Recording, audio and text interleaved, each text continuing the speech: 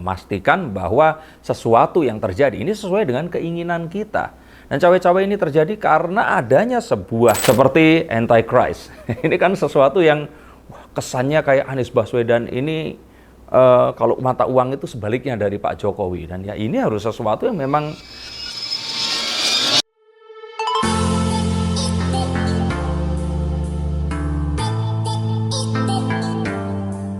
dari Jokowi hingga Mahfud MD. Tuduhan cawe-cawe dan dianggap menjegal salah satu jegal Anies Baswedan lah ya.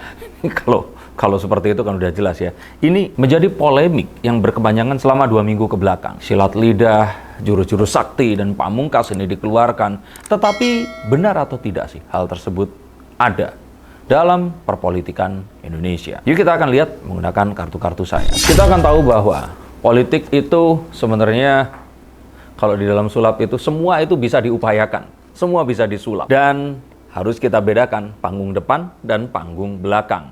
Kalau istilah orang hotel itu front of the house and back of the house. Yang ada di dapur ini tentu saja orang di luar nggak boleh tahu. Karena kalau tahu ya mereka pasti mungkin nggak akan mau mendukung sebuah partai politik atau makan di tempat tersebut atau mungkin menginap di hotel ya, yang bersangkutan tadi itu. Seringnya begitu ya. Dan maka apa yang diucapkan tentu saja ini adalah sebuah diplomasi yang tentu saja di belakangnya tentu akan berbeda saat kamera mati dan mereka berkumpul dengan para teman-teman satu kubunya. Sehingga kalau ditanya apakah cawe-cawe yang ditakutkan dan penjegalan itu akan ada, ya saya berani katakan ya sebenarnya ada. Tinggal caranya seperti apa yang tidak melanggar konstitusi, tetap dalam koridor, dan ya aturan mainnya tetap dilakukan. Apapun bisa, dan apapun bisa disulap di sana. Politik itu seperti bermain tic-tac-toe. Tahu ya kalian, yang ada lingkaran terus kemudian ada silangnya. Kita menang tidak hanya dengan mencari jalan, tetapi juga dengan menutup jalan orang lain. Ini menjegal. Dan cawe-cawe tentu saja adalah memastikan bahwa sesuatu yang terjadi ini sesuai dengan keinginan kita. Dan cawe-cawe ini terjadi karena adanya sebuah kemungkinan atau possibility hal tersebut akan going south atau terjadi tidak sesuai dengan yang diharapkan. Tapi tentu saja cawe-cawenya tidak dengan menggunakan abuse of power. Dan apakah jika seseorang telah menjadi presiden tidak boleh untuk ikut menunjukkan preferensinya? Saya pikir yang penting tidak melanggar undang-undang, seharusnya ini hal yang biasa-biasa saja. Dulu juga konon katanya Ahok itu akhirnya bisa dipenjarakan. Ini dijegal oleh Pak Wakil Presiden. Katanya seperti itu. Dan akhirnya yang dimajukan Anies Baswedan yang kita tahu juga disayang oleh Wakil Presiden saat itu. Bahkan diantar ke balai kota saat kemenangannya. Dan ini sesuatu yang ya saat pendukungnya Ahok melihat dia dijegalkan ya sudah. Ini sebuah permainan politik. Dan saat sesuatu dimainkan ada satu kepleset di sana ya sudah itu harus dihadapi. Maka ini sebenarnya yang terjadi. Jadi ya sudahlah, kalau memang kondisinya seperti ini teruslah bermain. Jangan terus kemudian memprotes peraturan permainannya. Yang padahal mereka semua sudah tahu resiko join dalam perpolitikan adalah ya jegal-menjegal dan cawe-mencawe ini tadi. Memang ini semua sebenarnya tidak harus terjadi jika semuanya ini menunjukkan kekompakan mereka. Terutama saat Partai Nasdem yang seharusnya ada dalam koalisi pemerintahan saat ini loh ya. Ini terus kemudian tiba-tiba keluar dari jalur mengangkat Anies Baswedan tanpa kulon-won dulu ke Pak Jokowi. Sedangkan Pak Jokowi mengatakan bahkan kepada partainya pun untuk ojo ke susu. Jangan terburu-buru. Don't rush. Tapi yang ternyata terjadi adalah sesuatu yang ya kalau seorang yang perkataan atau sarannya nggak didengarkan, maka kenapa dia harus mendengarkan saran dari orang lain? Dan itulah yang membuat dia mungkin merasa harus ikut turun tangan karena orang-orang ini mulai ya nggak tahu aturan juga. Itu mungkin yang difikirkan oleh Pak Jokowi. Dan ini jelas semuanya adalah tentang Jokowi dan bukan Jokowi.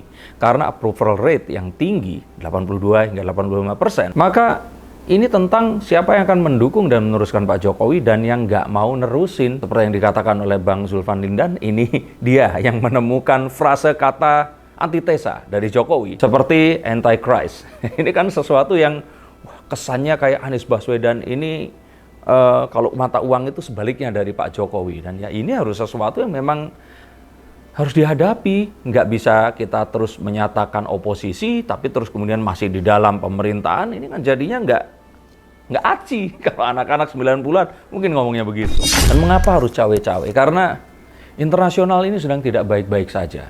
Amerika dengan pemilunya saat ini juga sangat menegangkan. Ada shifting kekuatan dunia, di mana China yang mungkin 50 tahun yang lalu, atau mungkin lebih ya, ini tadinya negara yang miskin, sekarang berani untuk melawan hegemoni Amerika. Dan perang Rusia dan Ukraine yang ini belum kelihatan hilal berakhirnya. Ini kalau puasa gitu terus menerus. Dan ini menyengsarakan banyak orang dan banyak pihak. Maka kita harus tahu saat internasional ini tidak sedang baik-baik saja. Kita harus memikirkan sesuatu yang sifatnya long run. Terus setiap 10 tahun, 5 tahun sekali, di restart lagi, dimulai lagi dari nol, kumpulin orang baru, dan terus begitu. Jadi kalau saya pikir ya, kita harus mungkin lebih berbesar hati dan mencoba untuk meneruskan yang saat ini sudah baik. Apalagi COVID-19 ini menghabiskan dana dan juga tenaga kita. Bahkan boleh dikatakan pemerintahan Pak Jokowi kemarin ini berjalan setengah tahun, dihantam COVID selama 3 tahun. Terus dia hanya punya waktu sekitar 1,5 tahun lagi. Itu pun belum dipotong dengan semua huru-hara politik di pemilu yang berikutnya. Dan ini saja masih bisa diatasi dengan tingkat kepuasan melewati pandemi yang di atas rata-rata pertumbuhan ekonomi di seluruh dunia, dan juga approval rate yang jarang terjadi di seluruh dunia, di mana presiden yang mau lengser dan nggak bisa meneruskan kepemimpinannya ini masih memiliki approval rate di atas 80%. Dan ini semua bisa dan masih mungkin naik hingga akhir pemerintahnya nanti. Kebayang nggak? Ini adalah sesuatu yang sangat luar biasa. Terus kenapa harus diganti? Kenapa harus dirubah? Apakah selama ini jelek sehingga harus dirubah? Apakah selama ini nggak bersatu sehingga perlu persatuan Indonesia? Kalaupun tidak bersatu, coba kemarin siapa yang mulai dahulu di Pilkada DKI? Tapi Mas, ini kan rezim yang semena-mena, berkuasa, ingin menguntungkan oligarki. Nah, kita harus berpikir dan pintar untuk mengetahui bahwa saat seseorang ingin mengambil kekuasaan dari sesuatu yang sudah ada, ini biasanya mereka akan, ya kalau mengarang cerita mungkin terlalu berlebihan, tapi mereka ini akan memposisikan sebagai victim, mengatakan bahwa selama ini pemerintah itu melakukan repress, tidak suka terhadap Islam, tidak banyaklah, kalian cari tahu. Dan ini sesuatu yang kalau menurut saya so lame. Kalau ternyata memang ini tentang gagasan, coba itu dibit, coba untuk dikalahkan. Bagaimana mengalahkan pembangunan infrastruktur yang merajalela di era kereziman Pak Jokowi ini tadi. Kalau memang hal tersebut tidak bisa dilakukan dengan sama minimal atau lebih baik, kenapa harus dirubah? Apakah yakin kalau ternyata nanti tidak bisa, punya mesin waktu untuk mengembalikan kita bisa pemilu lagi? Ayo. Dan biasanya kalau ada serangan-serangan ini membawa-bawa agama terhadap apa yang diserang, ini artinya seseorang yang diserang ini udah nggak punya satu isu yang bisa digali, masa lalu yang nggak bisa terus dimunculkan dan dijadikan sebuah bombardir untuk menjatuhkan kredibilitas atau dan juga diri dari orang ini tadi. Maka kita akan tahu bahwa Presiden Jokowi ini tidak pernah tersandung kasus korupsi apapun. Baik dalam pemimpinannya saat menjadi wali kota Solo, gubernur DKI Jakarta, dan bahkan juga sejak dia ini menjadi presiden 2 periode. Kalaupun ternyata dianggap politik dinasti, coba cari korupsi yang dilakukan oleh Gibran atau Bobi sekalipun yang merupakan menantu dari Pak Jokowi ini tadi. Saya pikir akan sulit. Dan ini menjadikan sebuah hal yang kita akan tahu bahwa ya siapapun nanti akan lebih baik jika mendapatkan restu dari Pak Jokowi yang saat ini sudah jelas menunjukkan prestasi yang harus diwarisi oleh siapapun yang akan menjadi predecessor atau penerusnya kelak. Dan jika harus dirubah-rubah lagi, maka saya katakan ini hanya akan menghabiskan biaya, menghabiskan waktu.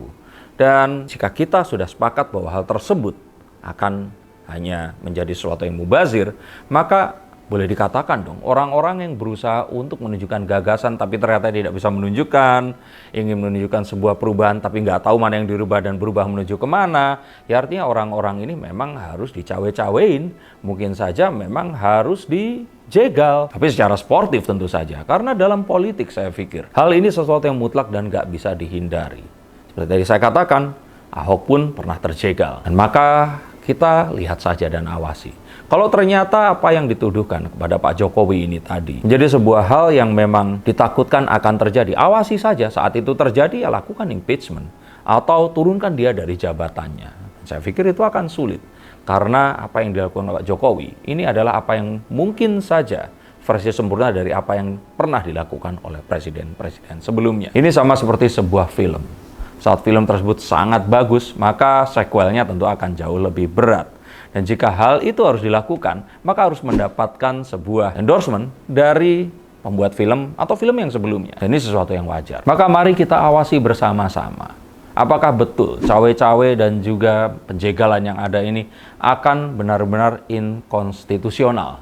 Dan kalaupun iya, masa iya sih orang yang kalian anggap sebagai pelongo-pelongo, kelemar-kelemer ini bisa menjegal lawan politiknya?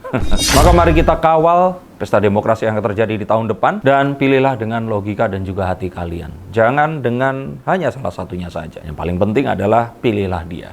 Jika kalian merasa bahwa Mas Anies adalah pilihan terbaik, maka pilihlah. Dan jika ternyata kalian menganggap Prabowo adalah pilihan yang terbaik juga, maka cobloslah Prabowo nanti. Dan jika ternyata kalian memilih Ganjar Pranowo, maka pilihlah juga. Yang pasti jangan tidak memilih dalam pemilihan umum 2024 yang akan diadakan tahun depan kelak. Karena pilihan kalian akan memengaruhi perjalanan bangsa kita menuju tahun emas dan kejayaan Indonesia di 2030 kelak. Terima kasih, sampai jumpa, dan salam.